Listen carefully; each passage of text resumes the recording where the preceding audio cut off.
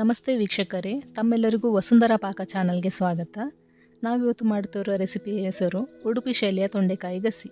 ಬನ್ನಿ ಇದನ್ನು ಮಾಡುವ ವಿಧಾನ ಮತ್ತು ಬೇಕಾಗುವ ಸಾಮಗ್ರಿಯನ್ನು ನೋಡುವ. ಮೊದಲಿಗೆ ಇಲ್ಲಿ 250 ಗ್ರಾಮ್ನಷ್ಟು ಫ್ರೆಶ್ ತೊಂಡೆಕಾಯಿನ ತೊಳೆದು ತೆಗೆದಿಟ್ಕೊಂಡಿದ್ದೇನೆ. ಇದನ್ನು ಕಟ್ ಮಾಡಲಿಕ್ಕಿಲ್ಲ, ಇದನ್ನು ಗುದ್ದಿ ಮಾಡೋದೇ ವಿಶೇಷ. ಈಗ ಇದನ್ನು ಗುದ್ದೋದು ಹೇಗೆ ಅಂತ ಹೇಳಿದರೆ, ಒಂದು ಕಲ್ಲಿನಲ್ಲಿ ಒಂದು ಪೆಟ್ಟು ಹಾಕಿದರೆ ಸಾಕು, ಹೆಚ್ಚು ಗುದ್ದಿ ಹೋಗಬಾರ್ದು. ಇಷ್ಟಾದರೆ ಸಾಕು. ತುಂಬ ಗುದ್ದಿದರೆ ಅದು ಬೇಯುವಾಗ ಪೀಸ್ ಆಗ್ತದೆ, ಅದಷ್ಟು ಒಳ್ಳೆಯದಾಗೋದಿಲ್ಲ. ಇಡಿದ್ರೆ ಒಳ್ಳೆಯದಾಗ್ತದೆ. ಈಗಿನೆಲ್ಲ ತೊಂಡೆಕಾಯನ್ನು ಗುದ್ದಿ ಇಟ್ಕೊಳ್ಬೇಕು.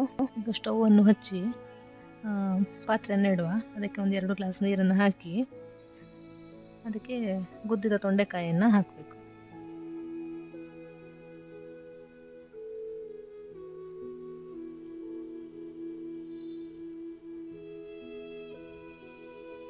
ಎಲ್ಲ ತೊಂಡೆಕಾಯಿ ಹಾಕಿದ ನಂತರ ಸ್ವಲ್ಪ ರುಚಿಗೆ ತಕ್ಕಷ್ಟು ಉಪ್ಪನ್ನು ಹಾಕಿ ಕುದಿಲಿಕ್ಕೆ ಇಡಿ.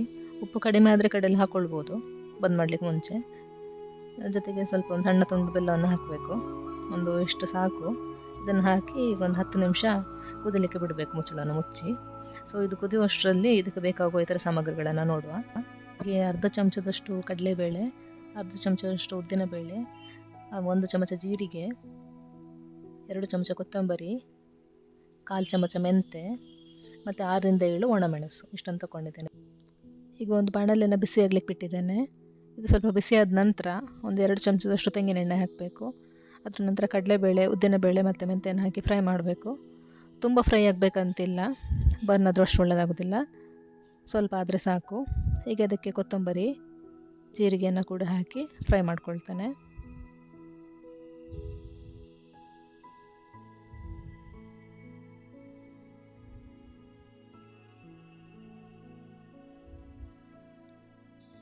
ಕರಿಬೇವನ್ನು ಹಾಕ್ತೇನೆ.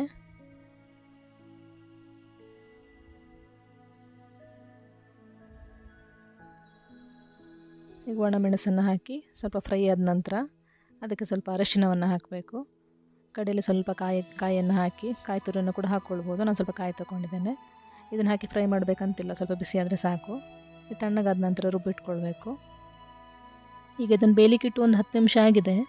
ಇದು ಬೇಯ್ದಿದ್ದ ನೋಡುವ. ತೊಂಡೆಕಾಯಿ ಕಲರ್ ಚೇಂಜ್ ಆಗಿದೆ, ಇಷ್ಟಾದರೆ ಸಾಕು, ತುಂಬ ಬೇಯಬೇಕಂತಿಲ್ಲ. ಈಗ ಇದಕ್ಕೆ ರುಬ್ಬಿದ ಮಸಾಲೆಯನ್ನು ಹಾಕುವ. ಮಸಾಲೆ ಸ್ವಲ್ಪ ಜಾರ್ನಲ್ಲಿ ಉಳಿದಿರ್ತದಲ್ಲ, ಅದಕ್ಕೆ ಸ್ವಲ್ಪ ನೀರು ಮಿಕ್ಸ್ ಮಾಡಿ ಅದನ್ನು ಕೂಡ ಹಾಕುವ. ತುಂಬ ನೀರಿದ್ರೆ ಒಳ್ಳೆಯದಾಗೋದಿಲ್ಲ, ಇಷ್ಟು ಸಾಕು. ಈಗ ಇದನ್ನು ಒಂದು ಸ್ವಲ್ಪ ಕಲಸಿ ಮುಚ್ಚಳನ್ನು ಮುಚ್ಚಿಟ್ಟು ಮತ್ತೆ ಒಂದು 10 ನಿಮಿಷ ಬೇಯಿಸುವ.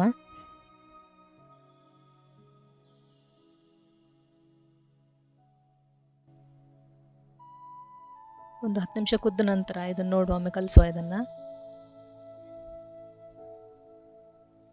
ಈ ಟೈಮ್ನಲ್ಲಿ ಕನ್ಸಿಸ್ಟೆನ್ಸಿ ಮತ್ತು ಸ್ವಲ್ಪ ಉಪ್ಪೆಲ್ಲ ಹೆಚ್ಕೊಂಬಿದ್ರೆ ನೋಡಿ. ಉಪ್ಪು ಕಡಿಮೆ ಇದ್ರೆ ಹಾಕಿಕೊಳ್ಬೋದು. ಈಗ ಇದು ಬೆಂದಿದೆ, ಎಲ್ಲ ಸರಿಯಾಗಿದೆ. ಇದಕ್ಕೆ ಈಗ ಒಗ್ಗರಣೆ ಮಾಡುವ. ಈಗ ಒಗ್ಗರಣೆ ಮಾಡಲಿಕ್ಕೆ ಒಂದು ಬಾಣಲೆಯನ್ನು ಇಟ್ಟಿದ್ದೇನೆ. ಬಿಸಿಯಾದ ನಂತರ ಒಂದು 2 ಚಮಚದಷ್ಟು ತೆಂಗಿನೆಣ್ಣೆ ಮತ್ತು ಒಂದು 1/4 ಚಮಚದಷ್ಟು ಸಾಸಿವೆ, 1 ಒಣಮೆಣಸು,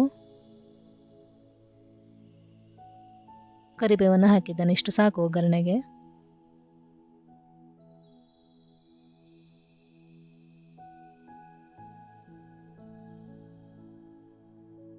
ಒಗ್ಗರಣೆಯನ್ನು ತೊಂಡೆಕಾಯಿ ಗಸಿಗೆ ಹಾಕಿ ಕಲಸಿ 1-2 ನಿಮಿಷ ಮುಚ್ಚಿಟ್ಟು ಗ್ಯಾಸನ್ನು ಬಂದ್ ಮಾಡುವ.